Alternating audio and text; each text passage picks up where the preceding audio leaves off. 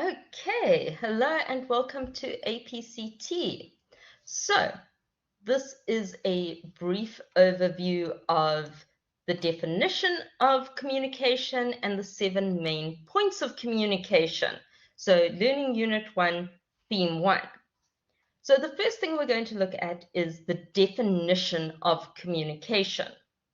Now, the textbook definition is communication is functional, dynamic, transactional process where the participants strive to create and share meaning through the exchange of symbols. Now, if you think about what does communication mean, if we were to ask this, most people talk about it's exchanging information, it's sending information from one person to another. So most people do tend to hit on the main points and the main idea of what communication is. What we're doing here is we are looking at the very broad sense of communication, and we're looking at all aspects of it. So when we talk about communication being functional, dynamic, and transactional process, we are talking about what does that exchange of information mean? And what role do the participants have? They have to strive to create and share meaning, and the way they do that is through the exchange of symbols. So let's break it down a little bit further. We talk about the 7 major points of communication.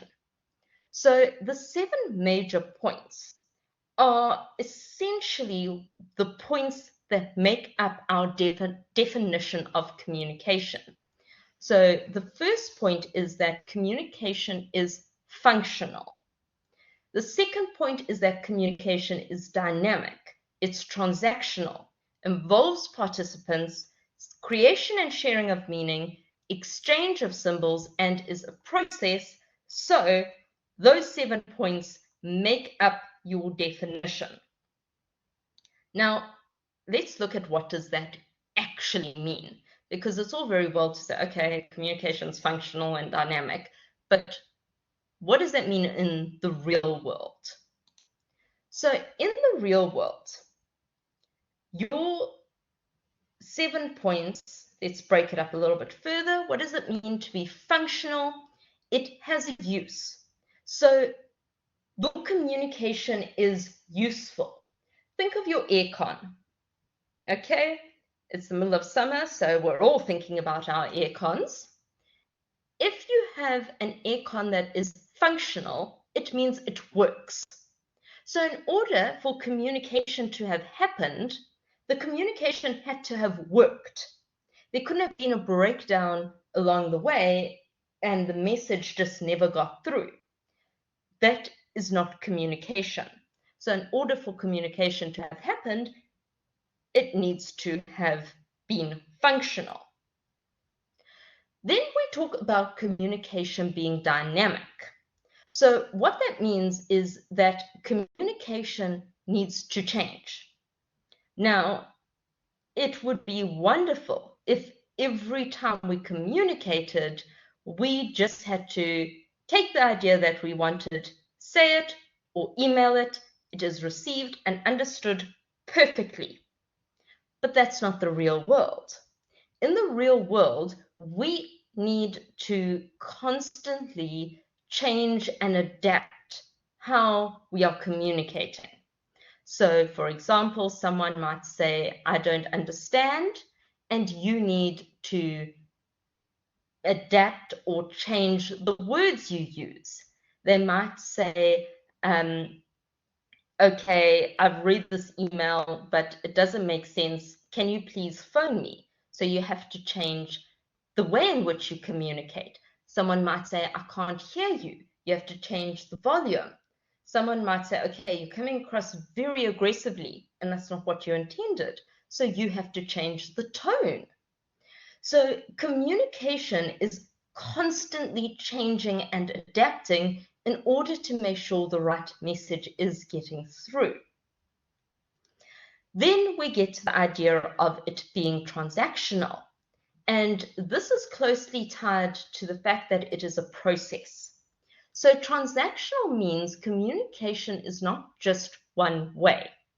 You don't just speak into the void and the other person does nothing.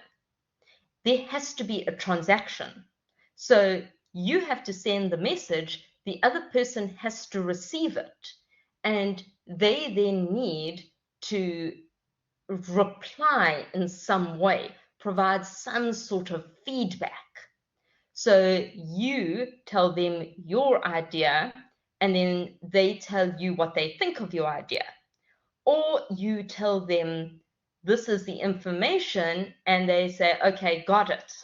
So there's some sort of back and forth. So in most people's definition, they talk about an exchange of information, and that's what we're talking about. We're talking about the exchange that happens in communication. It's not just you talking to yourself, it is you giving information and receiving something back from the other participant. Which brings us neatly onto the fourth major point. It involves participants. Okay, communication isn't happening if you are just talking to a wall. Okay, you might be giving information, but there's no one to receive it. It's not functional, it's not transactional, and it is a little bit concerning. So there have to be participants, 2 or more. Now, number 5 is really where we get to the really important stuff. That is the creation and sharing of meaning. What this means is that you and the other person have to work together to create meaning. So you have an idea in your head, or you have information that you want to transfer to the other person. You have to work with the other person until you both come to the same shared understanding. How often has it happened in your life that you have communicated something and the other person has gone, okay, and that it's only later that you both realize that you are on completely different pages? That is what you need to avoid in functional communication. You need to make sure that understanding is shared between the two of you. And understanding needs to be created. So, for example, if I say to you, you have to work hard. Okay, that's something that I've told you, but what does that actually mean? What do you understand by working hard? What do I mean by working hard? So my understanding of working hard might be very different to your understanding of working hard. And we need to make sure that we are sharing the same meaning and sharing the same understanding. So we have to work together to create a meaning, because working hard doesn't really mean anything because it is so subjective. It means different things to different people. So we have to work together to figure out what it actually means in this context. And how do we do that? We exchange symbols. So when we talk about the exchange of symbols, we mean any form of communication. So the most obvious one is, of course, words, but expressions, body language, tone, you use graphs to convey information. So symbols is the general word for anything that we use in order to communicate. Pictures, words, emojis, graphs, those are all symbols. Actual physical symbols are an example of symbols in this sense.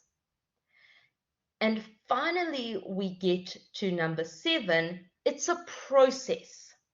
So communication does not end when you say, okay, I want you to work on Learning Unit 1, Theme 1 this week. That is not communication until I get some sort of feedback from you. So this ties closely, as I said, to number 3, it's transactional. So during our live collabs, when I say, do you guys understand? Which I know is not a great question to ask, but it is still very commonly used. When I say, do you guys understand? I need feedback from you. It's a process. You guys say, yes, we understand, and then I need to ask you a question in order to check that we are sharing meaning. Or you say, I don't understand this part, and then we go back to creating and sharing meaning, and we are changing, so it's dynamic, until we come to an understanding, a shared understanding of what it is that I need to communicate to you. Okay, so those are the 7 points, which takes us back to our definition. Communication is a functional, dynamic, and transactional process where the participants strive to create and share meaning through the exchange of symbols. So what does that all mean? This over here, these 7 major points of communication, this is the definition of communication. This is the theory you are going to be working off. And that is the definition and the 7 major points of communication.